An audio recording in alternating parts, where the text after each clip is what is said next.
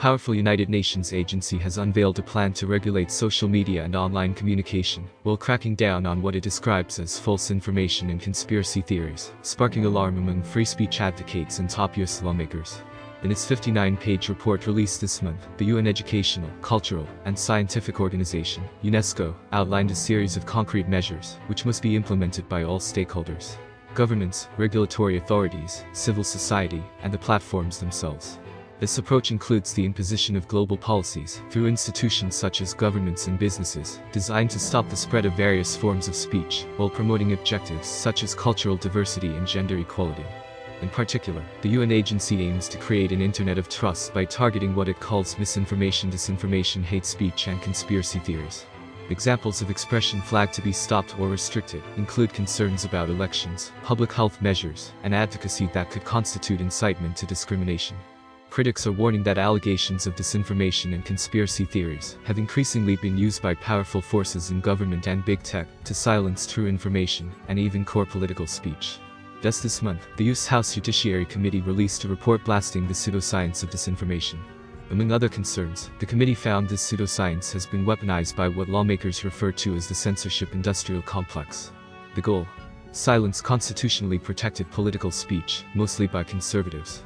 The pseudoscience of disinformation is now and has always been nothing more than a political ruse, most frequently targeted at communities and individuals holding views contrary to the prevailing narrative, states the congressional report, the weaponization of disinformation pseudo-experts and bureaucrats. Indeed, many of the policies called for by UNESCO have already been implemented by US-based digital platforms, often at the behest of the Biden administration, the latest congressional report makes clear.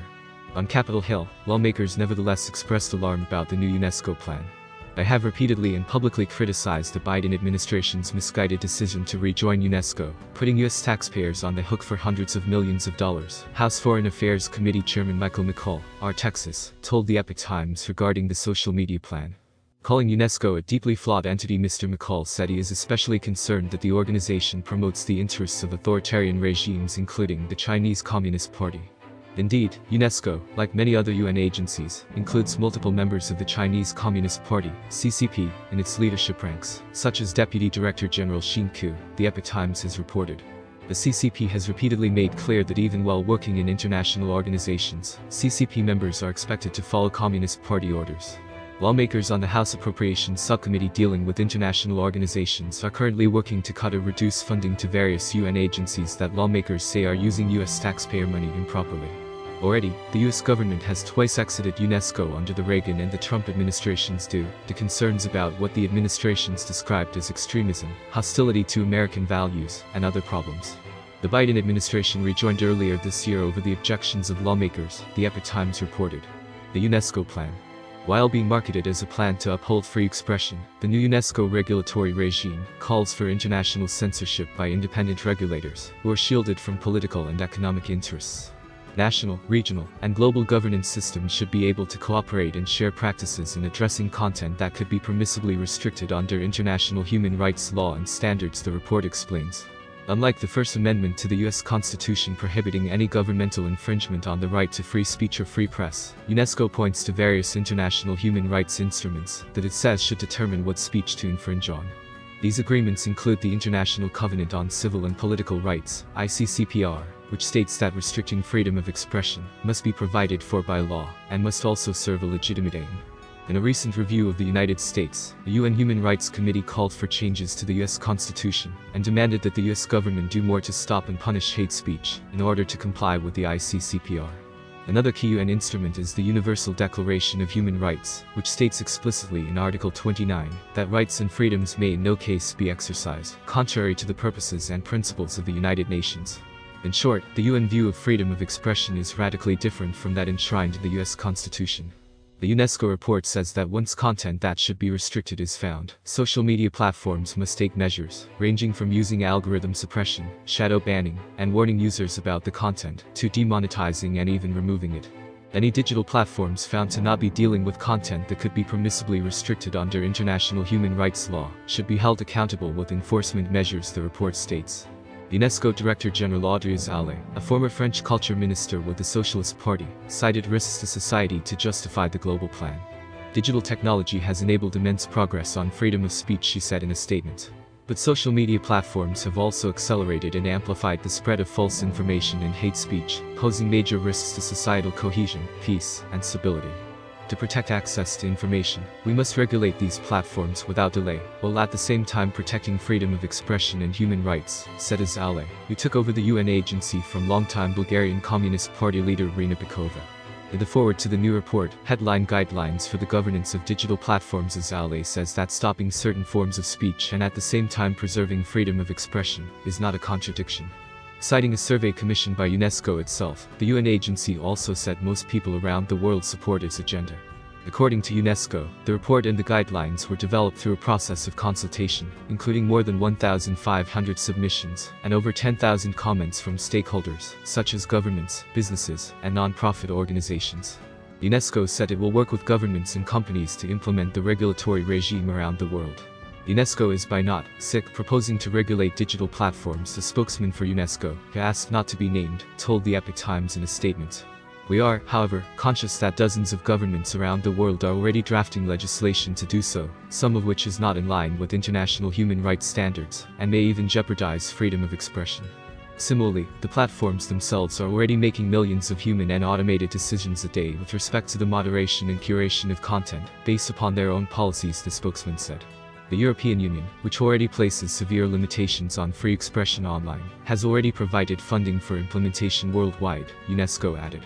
The Biden administration told the Epoch Times that it wasn't involved in creating the plan. We will reserve comment until we finish carefully studying the plan, the State Department said in an email. Free speech concern grows. Concerns over the implications for freedom of speech and free expression online are mounting as awareness of the UNESCO plan spreads. Sarah McLaughlin, a senior scholar at the Foundation for Individual Rights and Expression, FIRE, expressed alarm. FIRE appreciates that UNESCO's new action plan for social media recognizes the value of transparency and the need for protecting freedom of expression, but remains deeply concerned about efforts to regulate online disinformation and hate speech, Ms. McLaughlin told the Epoch Times. As we've seen in recent weeks, enforcement of the EU's Digital Services Act, for example, has created even more uncertainty about platforms' content moderation policies and users' ability to speak freely online, she said. Local legal restrictions and norms can ultimately influence how platforms operate on a global scale. As countries around the world ramp up regulation of speech on the internet, it becomes increasingly likely that platforms' enforcement will affect users, including Americans outside of the states enforcing such rules. Indeed, across Europe, hate speech rules have increasingly been used not just to silence speech on issues such as marriage, immigration, sexuality, and religion, but even to prosecute those who violate speech laws. This month, Dr. Päivi Räsänen, a member of the Finnish parliament and the former interior minister, triumphed after years-long hate speech prosecution over her online speech, supporting the biblical understanding of homosexuality in marriage. In Poland, several members of the European Parliament are facing charges of hate speech for sharing political advertisements warning about possible effects of mass Islamic immigration into Europe.